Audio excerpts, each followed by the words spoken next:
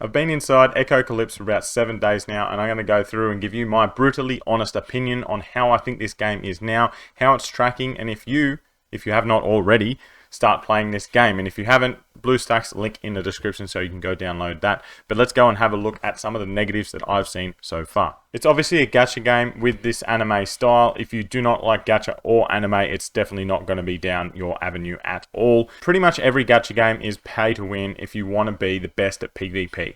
If you play Raid, if you play Watchers of Realms, if you play anything like that, if you want to be the top PvP player, or defeating the top guild boss or anything like that in any of these games in any quick succession, then you're going to have to spend. There's no doubt about it. There's no way getting around it. Now, I don't think this will ever be fixed. Unless they put a gacha game in there that has no spending, that's never going to happen though, because they need to make money so they can upgrade the game. So if you can get your head around that you will not be the top PvP player without spending, cool. This is a game for you. Guess what? Raid Shadow Legends has decided to support your boy. There's some big news and updates incoming into the game very, very soon, and I want all of you to know about this. If you haven't played the game before, it's on iOS, Android, and PC. All bases covered. There is a QR code that I'm putting right here. Use that, or go to the description, and the link is in there for you to go and download and play the game for free. That's right, for free. Also, because you've used that link, you get an extra little boost for being super loyal to me. You get a couple of free champions in your bag when you hit certain milestones. Raid is a hero collecting turn-based game with multiple arenas, dungeons, and towers to work your way through, strategize, and beat. There is over 700 champions available to collect, upgrade, and kit out with awesome gear and costumes. I myself have played Raid for over 2 years and counting, and I still have things to do every day. This is a very long-term game that you can grab and play for a very, very long time. One of the hardest parts of content within the game is the Doom Tower, but this new content I'm going to tell you about in a second, I think is going to rival that, if not take the cake and be the hardest part of content in the game. Cursed City has just landed in game. Here is a quick look at the visuals, the layout, and how it's going to work whilst you're in the game. You will venture out on a month-long excursion to complete 100 stages across 4 different districts of increasingly difficult stages. This will be all self-driven and navigated with tons of different paths to take, making everyone's journey unique to them. Brand new features like double bosses and one main boss that can change into different forms is going to make this content even more satisfying when you finally defeat it. As always, new content means newer and bigger rewards, with 2 new artifact sets dropping into the Cursed City exclusively. And if you dare take on hard mode, you'll be working towards earning that mythical champion, Carnage the Anarch. Every month this will reset and different battle conditions will be implemented into the game, giving you huge replayability and more rewards every time you beat this. If this sounds like a game you want to download and play, make sure you use that QR code above or that link in the description, and I will see you in the Cursed City. For me, PvP has never been a huge part of my gacha game experience. It's always been about PvE, trying to beat the guild boss, trying to beat the stages, trying to beat things as quick as possible, just collecting the characters and getting as far as possible in game. So PvP is not something that I like doing. In saying that, I am top 1000 of my server after the 7 days, but as you can see, all these people are about the same. Like level 41, I'm just above that with about 270 power. If we come into the leaderboard, you can have a look here. Level 51, 4 million power. They're at Abyss level 102 kilometers. I'm at like 14 or something. So there is, as I said before, if you want to spend, look at that lineup. They are fully 7-starred all the way up. They've got legendary of these Neolists. It is there. If you do like spending in this game, you will just watch the numbers click over and you will skyrocket. So if you do like spending in game and you do like upgrading your characters really fast, this is probably a game for you. Seriously, you get so much benefit out of spending in this game. You progress so fast, you get deeper into the Abyss, you get better gear. As you can see, they're like 5 levels higher than me, with more than 10 times the amount of power that I have. It's like 20 times. So yeah, if you do like spending, this game is definitely for you. If you don't like spending, you just stay away from PvP. Simple as that. You're not going to go all the way up, but there is still so many other avenues in this game that you can go down and have fun with. Seriously, Cage Fight is literally the only thing that is pay to win. Obviously, if you're worried about getting the highest in the leaderboards for the host proof, purification, and all these other leaderboards, it's not going to work either. But realistically, those leaderboards don't matter. Yes, you get better rewards, but they're obviously going to be more aimed at people paying, because you got to look after the people that pay, because then, you know, people that pay get more benefits. It makes sense. Sticking on spending, there's always going to be events that are pretty much guaranteed spending for whales. Every $5 spent, you get a worm on this, and you can get 10. Obviously, you still get 5 per day when using your stamina, but people that spend are going to be getting 10. They're getting 3 times the amount that you are getting every day, and they will get more rewards from this, and there is going to be continual events that come up that are literally only for spenders. That's fine. That looks after the spenders. There's all these things that pop up. $8.99. It's supposed to be $100. I love these. Super value. If you don't spend, it's not actually that good of value, is it? We will move away from spending and talk about how the game is kind of set up. It's very similar to your normal gacha games. You have your drawers where you go and collect your heroes. You go down and you fit out your characters with some gear. You go and you boost them up. You augment them, like upgrading their star ranking or whatever it is. You break through, and all of those things come over into your dungeons. You have your arena. You have your gear, like harvesting, like kind of a boss. This Dexter operation is for more gear, and even more gear over here. My main point is that they don't really tell you exactly what they're all about very easily. It does take a little bit of time of going through and just going, what the hell am I doing this for? Obviously, you go in and you just do it, but you're just like, I don't know what I'm doing in here right now, and some things in here don't really make sense. This, at certain times, only costs 1 instead of 2, and you only get 1.5 times damage. There's literally no time where you'll ever do this when it's at 2. When it's at 1, it makes sense. Come down here, do this at level 1, and you are going to get more damage out, because you use 10 and get 10 instead of using 10 and getting 7.5. This makes no sense. Obviously, when it's half price, yeah, go. When it only costs 1. And then randomly, there'll be one that comes up here and another one.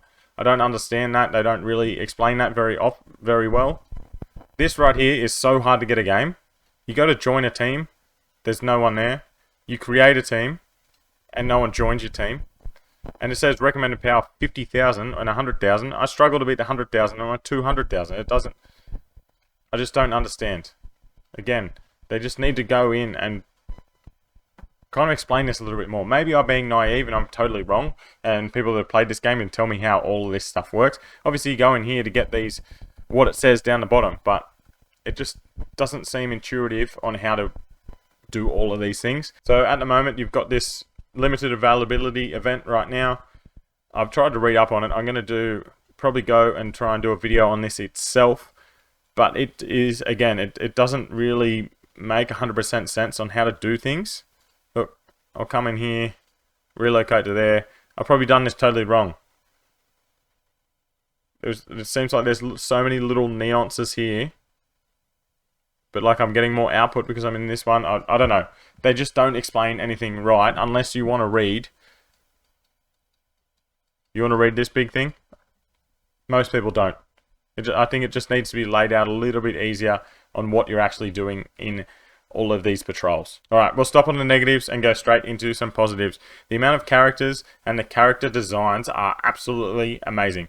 Obviously, they are preying on men.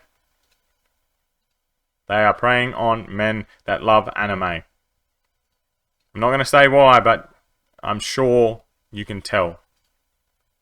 Even once you go into some of the costumes that you can get for your people, you do get extra percentage in attributes if you do have them, so there is a reason why you would go and get these costumes. Look at that. Even without that, some of these drawings, I absolutely love this. This, I don't know, graphic thing behind her looks fucking amazing. Seriously, I love this character.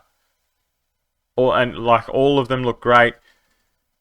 All of these characters have some really cool skills and how they actually work. They've really built a well-rounded character building, skill tree forming, and like team building kind of scenario here, and I really love it. There's so many different avenues you can go down. Obviously you got your defensive, you got your healers, you got your attackers, and so on and so forth, but you can go down whatever avenue you want and just build out your team however you want, because there's 6 people. That's a huge team. You can really tweak that into however you want to play. One thing that this game has done absolutely exceptionally well, like I give them 5 stars out of 5 stars for this, is the quality of life on how you can do battles. Boom. If you're strong enough, you just skip them. You just skip them. Like, so many games make you tediously watch the story go on and on and on. Obviously, there's some battles that you have to watch, like the boss ones, like this one right here. But that's fine. You get to skip every 2 out of 3 in your story. Every arena battle, you can just skip. You go into your patrol, you do your abyssal dive. As soon as you, like, when this restarts, down the bottom here, there's quick speed up. Once you get to a certain level, you can speed and go all the way down to where you were yesterday without doing anything. And then you can just continue from here and go through. And then if you want to go and pick it yourself, you can just do each level by itself. They're giving you so many options that most games don't even think about. This one, you come in here, you can quick battle. You don't even need to go in. The host purification, yes, you need to click on it in each one, but you just skip the battles. So many battles are skippable, meaning you do not need to be in this game 24/7. Yes, there are certain times where you want to get into the game, especially for these 2. They're in the second half of the day, and if you miss one, you can pay to get it back, which you pretty much always do. So yeah, the quality of life within this game and skipping and just being able to do things fast is really good. Now thinking about it, it is probably what is a little bit of a detriment to what the patrol is down there, because most people don't care about what they're doing. They just go in and skip and go past it, so they don't actually know what the hell they are doing when they go into those patrols. But I would rather spend less time in this game than spending hours on hours within a game like this. So the last really good point here is the amount of rewards. Obviously this is the start of the game, well, globally, the start of the game worldwide, and we are just getting an abundance of rewards. As you can see on the left here, you got the Steel Ambition. It says I'm up to day 7. It doesn't look like it goes away, so this is pretty much forever. It is just your beginner's one. You got this 7 days. This is the second set of days, so it looks like I'm on day 9. You got the Christmas Carnival, which just started the other day. It looks like you're going to get a very, very nice costume there. But there was one that just finished literally yesterday. The preparation race, I think it was. This I missed, and I didn't get all of these, which I really sucked. I would have loved to get another outfit. Again, what are they doing to us? And then they've got this arms race that is going on. Like, accumulate points to get some extra rewards down here. Like, seriously, they're giving you rewards for doing things that you should be doing anyway. I love it when games doing that, and they really help you progress even faster. Overall, if you're a spender or if you're a non-spender, this game can be for you. You just need to know if you're not going to spend, PvP is not going to be your jam. If you are going to spend, you are going to get so much out of it that you are going to want to spend even more and more. If you think you're going to get too addicted, leave it alone.